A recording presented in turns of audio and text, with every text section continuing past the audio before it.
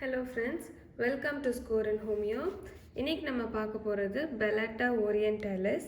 இதோட common name பார்த்தோன்னா Indian காக்ரோச்னு சொல்லுவாங்க. இதோட ப்ரூவர் doctor Ray of Calcutta.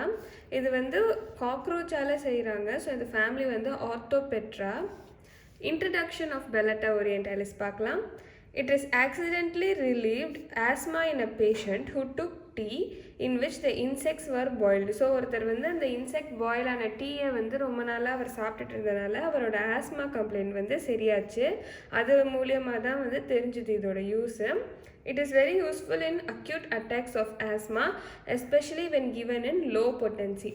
So கிளினிக்கலாக எதுக்குன்னு பார்த்தோன்னா ப்ராங்கியல் ஆஸ்மா அண்ட் ப்ராங்கைட்டிஸ்க்கு யூஸ் பண்ணுறாங்க. ஸ்பியர் ஆஃப் ஆக்ஷன் எங்கன்னு பார்த்தோன்னா இந்த ப்ராங்கியோ ட்ரக்கியல் ட்ரீல தான் இதோட ஸ்பியர் ஆஃப் ஆக்ஷன் இருக்குது.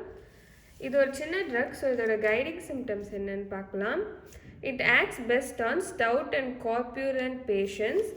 In acute cases of asthma, especially associated with bronchitis and threatened suffocation mucus rattle ஆகிற சவுண்ட் கேட்குது அண்ட் ப்ரீதிங்கில் oppression and restlessness-ஆக இருக்காங்க.